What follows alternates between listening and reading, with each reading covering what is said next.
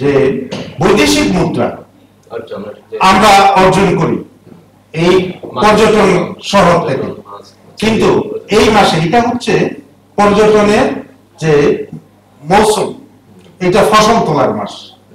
আমরা যে অর্জনটা করি কক্সবাজার, এটা বাংলাদেশের অর্থনৈতিক উন্নয়নে যথেষ্ট সহায়ক, কিন্তু অত্যন্ত দুর্ভাগ্যের বিষয় এই মাসটাতেই যে রপ্তানি হচ্ছে পর্যটকরা এখানে আসার সাহস পাচ্ছে না, এবং প্রত্যেকটা হোটেল মোটেল আপনারা দেখেন শূন্য, কোনো কাজ নেই, তাদের কোনো ব্যবসা বাণিজ্য নেই। এই জন্য দুঃখিত। তো আপনি যে কথাটা বলেছিলেন জনাব এরশাদ, তিনি একজন বর্ষিয়ান ব্যক্তিত্ব বলবো, তিনি অন্যতম বিরোধী দল সরকারের। তো তিনি তো কিছুদিন আগে সরকারি দলের সাথে, হ্যাঁ, সরকারি দলের সাথে তিনি সম্পৃক্ত হলেন। আমরা টেলিভিশনে দেখেছি, মিডিয়ায় দেখেছি, পত্রপত্রিকায় দেখেছি। 5 বছরের মহাজোটের অংশীদার হিসেবে ছিলেন তিনি, 5 বছর অংশীদার হিসেবে ছিলেন। এবং এর মধ্যে দেখতে পাচ্ছি তার প্রথমা স্ত্রী যে জনাবা রওশন এরশাদ এবং তার ভাই জিএম কাদেরী, তারা মন্ত্রণালয়ে আছে, এক একটা মন্ত্রণালয় তারা আছেন, দায়িত্বে আছেন, এবং তারা দেখতে পাচ্ছি খুব সুন্দর কাজ কর্ম করতেছেন, কার্যক্রম চালিয়ে যাচ্ছেন। কিন্তু এর ভিতরে যেন এটা বলবো সরকারি দলের জন্য যে বিনা মেঘে বজ্রাঘাত হলো তাদের। তিনি প্রায়শ দেখা যায়, তাকে আমি ব্যক্তিগতভাবেও তার সাথে চিটাগাং স্টেডিয়ামে যখন তিনি জেনারেল ছিলেন তাকে দেখেছি, আমি ক্রীড়া পরিচালনার কাজে চিটাগাং স্টেডিয়ামে তার সাথে একটুখানি কথাও হয়েছিল। এরপরে আবার যখন তিনি প্রেসিডেন্ট ছিলেন, আমি কক্সবাজার পটিয়া প্রাথমিক শিক্ষক প্রশিক্ষণালয়ে আমি একজন ইন্সট্রাক্টর হিসেবে ছিলাম, তখন সুপারিনটেন্ডেন্ট হইনি। তাকে ফুলের মালা দিয়েও বরণ করেছিলাম। পটিয়াবাসীরা জেলা চেয়েছিল, জেলার জন্য তাকে মানে তোয়াজ করছিলেন, কিন্তু তিনি শেষ পর্যন্ত জেলা ঘোষণা করেন নাই। তাকে ফুলের মেলা দিয়ে আমি বরণ করেছিলাম, তাকে চিনি। কিন্তু এমন তো বর্তমানে যে একটা পিচ্ছিল পরিস্থিতির সৃষ্টি হবে, এখানে তিনি বারবার ফাঁসকে পড়ে যাচ্ছেন, আবার দাঁড়াচ্ছেন, শেষ পর্যন্ত জানি না এটা কি হয়। তার আনপ্রেডিক্টেবল হ্যাঁ, ধন্যবাদ প্রফেসর সাহেব, আনপ্রেডিক্টেবল সমস্যা হয়ে যায়। জি, আচ্ছা, আমরা দৈনিক কক্সবাজার পরিচয়পত্র পাচ্ছে না লক্ষাধিক ভোটার, সদর আসনে আওয়ামী লীগের মনোনয়ন পাওয়া দাবি কমলের। আজ জরুরি বৈঠক ডেকেছেন শেখ হাসিনা, নির্বাচনে যাচ্ছে না জাতীয় পার্টি, গ্রেপ্তার আতঙ্কে জেলার বিএনপি নেতা। এখন দৈনিক আরো আছে, দৈনিক কক্সবাজার তৃণমূলে বাড়ছে সংঘাত, অনিয়ম দুর্নীতির অভিযোগ, টেকনাফে 4 কোটি টাকার কর্মসংস্থান কর্মসূচি প্রকল্পের কাজ বন্ধ। দৈনিক ইনানি অবরোধের 4র্থ দিনে উত্তপ্ত শহর, জনমনে আতঙ্ক। লঞ্চ চকরিয়া পুলিশ ও সন্ত্রাসীদের গুলিতে প্রাণহানি, ঘটনায় উদ্বেগে জানিয়েছেন সালাউদ্দিন আহমেদ। মাদক বিরোধী কার্যক্রমে বাংলাদেশ আমেরিকার সমঝোতা স্মারক।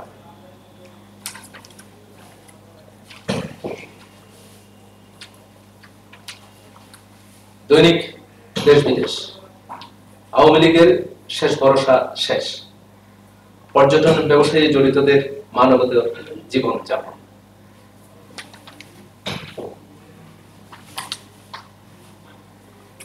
আমাদের কক্সবাজার চকরিয়ায় দুলহাজারা বঙ্গবন্ধু সাফারি পার্কের জীববৈচিত্র্য চরম হুমকির মুখে, উকিয়া টেকনাফ সীমান্ত দিয়ে ইয়াবার বড় চালা। খালেদার সঙ্গে সুজাতার বৈঠক আজ।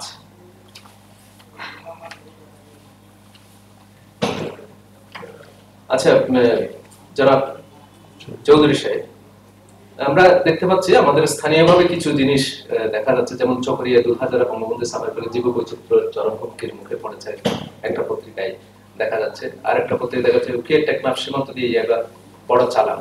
এই বিষয়গুলো আমাদের জেলার প্রেক্ষাপটে আপনি কিভাবে মূল্যায়ন করছেন?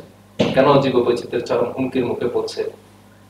বিশেষ করে ওখানে আশেপাশে যে ইটভাটাগুলো তৈরি হয়েছে, প্রায় 5টি ইটভাটার কথা বলা হচ্ছে, খালত হওয়ার কারণেই মূলত এই ধরনের আসলে এ ব্যাপারে আপনার মন্তব্যটা? এই ব্যাপারে তো বলতে গেলে অনেক কথা থাকে। এই যে ইট ভাটা আমাদের কক্সবাজার এই কক্সবাজারটা হচ্ছে পর্যটন নগরী। আমি যখন এখানে প্রায় 40 বছর আগে শিক্ষকতায় এসেছিলাম, তখন এখানে ঝোপঝাড় জঙ্গল ছিল।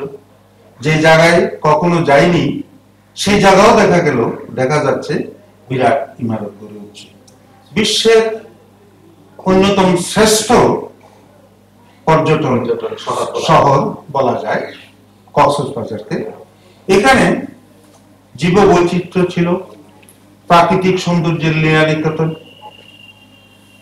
সাগর এবং পাহাড়ের সঙ্গমস্থলে গোপন প্রকৃতির আলীর গোপন কুশে আমাদের কক্সবাজার। এই শহরটা এমনতর উন্নত হবে আমরা তখন 40 বছর আগে আশা করতে পারিনি। দেখা গেল এটা সৃষ্টিকর্তার একটা অসীম করুণাও বলতে পারেন যে আমাদের দেশটা হচ্ছে যে প্রাকৃতিক সৌন্দর্যের লীলানিকেতন। এমনি তো প্রাকৃতিক সৌন্দর্যের লীলানিকেতন বাংলাদেশ, কিন্তু তার মধ্যে এই কক্সবাজারটা তার তীর্থস্থান মনে করি আমরা প্রাকৃতিক সৌন্দর্যের। কিন্তু জীববৈচিত্র্য হুমকির মুখে পড়ে যাচ্ছে। এই যে জীববৈচিত্র্য হুমকির মুখে পড়ছে এই কথাটা সত্য, যেহেতু যেভাবে জঙ্গল পাহাড় কাটা হচ্ছে, যে বিভিন্ন প্রকৃতির মধ্যে যেসব জীব আছে, প্রাণী আছে, এরা স্থান পাচ্ছে না, এরা বড় অসহায় হয়ে গেছে, এরা বিলুপ্তির পথে। অনেকগুলো প্রাণী দেখা যাচ্ছে বিলুপ্ত হয়ে যাচ্ছে। এছাড়া ইমারতের পর ইমারত গড়ে উঠছে। কাজেই ইমারত এবং বনভূমিকে উজাড় করার দায়ে এই প্রাকৃতিক বৈশিষ্ট্যের এটা একটা সংকট হয়ে দাঁড়িয়েছে, হুমকির মুখে পড়েছে। এই কথাটা আমি আচ্ছা, একটা জিনিস আমাদের প্রায় কক্সবাজার অনেকটা এই কারণে সারা দেশব্যাপী দোষারোপ করা হয়ে থাকে। উকিয়া টেকনাফের মধ্যে দিয়ে ইয়াবার বড় চালক প্রায় সময় দেখা যায়। ইয়াবার পথটা মানে উকিয়া টেকনাফ আমাদের এই কক্সবাজারের যে কারণে এটা আমাদের জন্য একটা কালিমা লেপানোর মতো বিষয় হয়ে যাচ্ছে। এটাকে কি নিয়ন্ত্রণ করা সম্ভব হচ্ছে না সরকারের? এটা সরকার চাইলে পারেন, কারণ আমাদের তরুণ সমাজের জন্য একটা হুমকির বিষয়। জি, এই যে টেকনাফটা হচ্ছে বাংলাদেশের এই যে সীমান্ত শহর।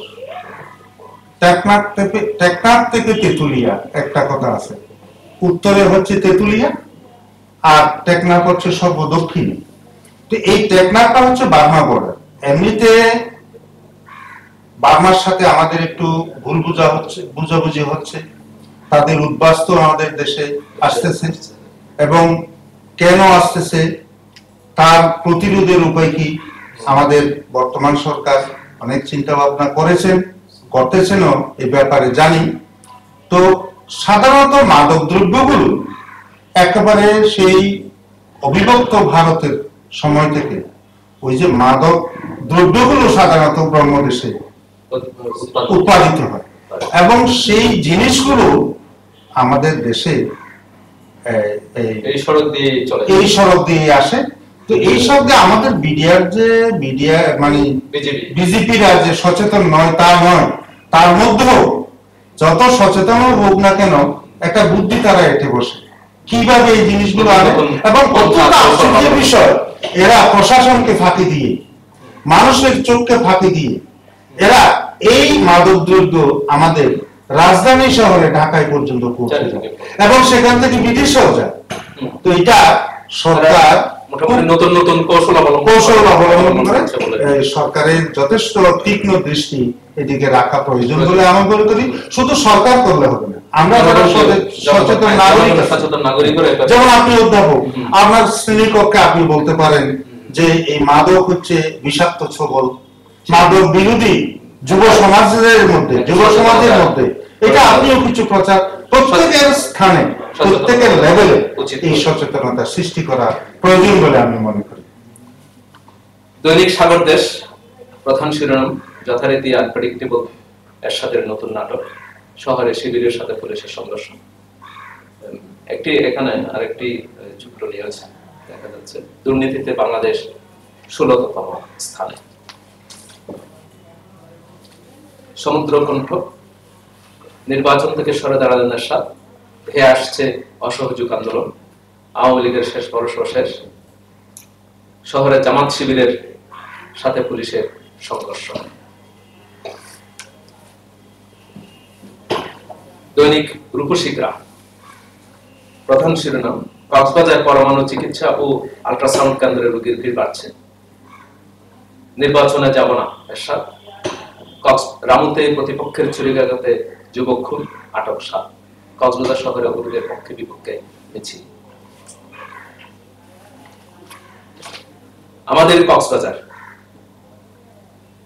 চকরিয়া গুলহাজারা বঙ্গবন্ধু সাফারি পার্কের যুব বৈচিত্র্য চরম হুমকির মুখে, একই সংবাদ শিরোনাম করেছেন।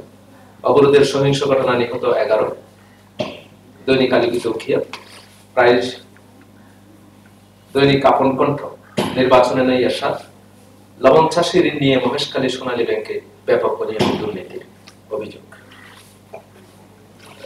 মিস্টার চৌধুরী, এখানে একটা সংবাদ আমরা আমাদের চোখে পড়েছে, ছোট করে, দুর্নীতিতে বাংলাদেশ 16তম স্থানে আছে। একসময় বাংলাদেশ দুর্নীতিতে প্রথম শীর্ষস্থান অধিকার করেছে, চ্যাম্পিয়ন হয়েছে, এই ধরনের বিষয় ছিল। এখন 16তম স্থানে আছে, এটা কি আমাদের জন্য খুশির খবর নাকি এখনো আপনজনক বিষয়টা আমাদের জন্য? কি মনে করেন আপনি? আমি মনে করি আমরা প্রথম স্থানে ছিলাম একসময়, তো সেখান থেকে সরে আমরা যে নিম্নে আমরা যে 16তম স্থানে আমরা গেছি, এটা একদিক থেকে আনন্দ।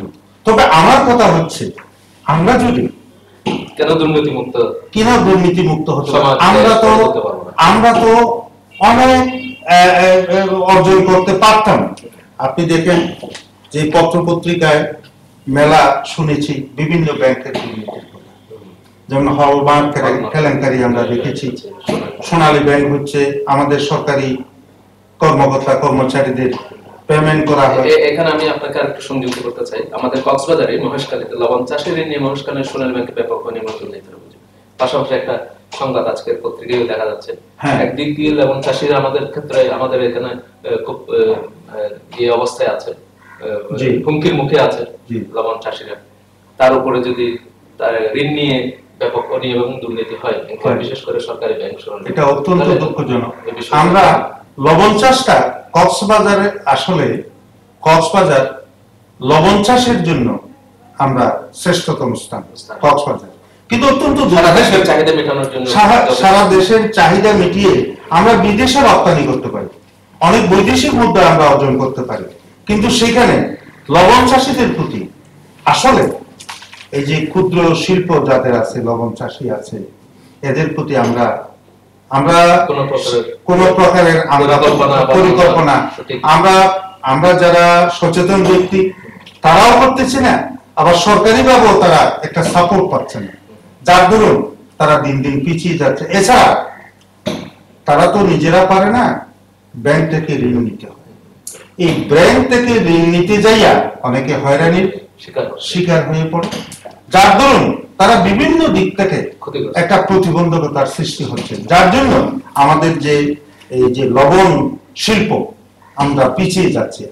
আমি ওই কথাটা মনে আরো যেন আবেগ আসছে যে দুর্নীতিতে আমরা যে 16তম স্থানে গেছি, আমরা আরো ভালো করতে পারতাম যদি আমাদের সরকার এবং আমাদের সচেতন ব্যক্তিরা যার যার অবস্থান থেকে আমরা যদি সচেতন হতে পারতাম।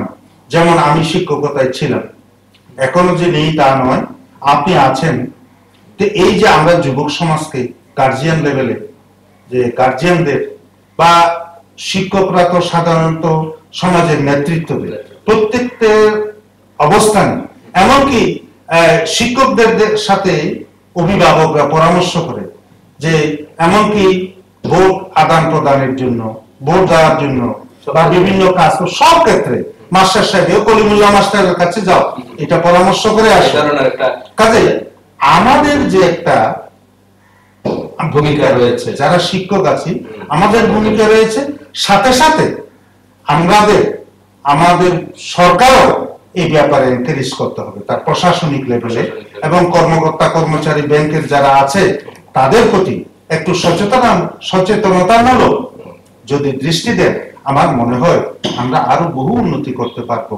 আর তো এমন একদিন আসবে সত্যিকারের এই যে ভেজাল সোনার দেশ হবে না, এটা খাঁটি সোনার দেশ হবে, এটা সোনার বাংলায় পরিণত হবে। এই আহ্বানটা সরকার থেকে শুরু করে নিম্নে যারা শিক্ষক, কৃষক এবং সমাজের বিভিন্ন স্তরের জনগণ আছে, আমি একজন অবসরপ্রাপ্ত শিক্ষক হিসাবে আমি সবার কাছে আমি এই আবেদনটা জানাচ্ছি। আপনাকে ধন্যবাদ যে আপনি আমাকে আহ্বান করেছেন, এই জন্য রাসবিহারী চৌধুরীর আবেদনের সাথে কণ্ঠ মিলিয়ে বলতে পারি, আমাদের যে বিজয়ের মাসে যে চিন্তা থেকে, যে চেতনা থেকে, যে স্বপ্ন নিয়ে এদের স্বাধীন হয়েছিল সোনার বাংলা করে তোলার জন্য, আমরা সকল স্তরের সমাজ, শুধু সরকার নয়, সরকার সকল স্তরের সমাজের সকল মানুষ আমরা যদি একনিষ্ঠভাবে নিজেদের নিজ নিজ দায়িত্ব এবং কর্তব্য পালন করি দেশের জন্য, সমাজের জন্য, তাহলে অবশ্যই একদিন আমাদের এই দেশ সোনার বাংলায় পরিণত হবে। সুপ্রিয় দর্শক মন্ডলী, এতক্ষণ আপনারা সংবাদ পর্যালোচনামূলক অনুষ্ঠান উপভোগ করছিলেন। এই অনুষ্ঠান আপনারা আবার দেখবেন আগামীকাল একই সময়ে নতুন কোন সংবাদ। এই অনুষ্ঠান দেখার জন্য আপনারা লগ ইন করুন www.voicemarina.com www.voicemarina.com A log in করুন। ততক্ষণ পর্যন্ত সকলেই সুস্থ থাকুন, নিরাপদে থাকুন। ধন্যবাদ।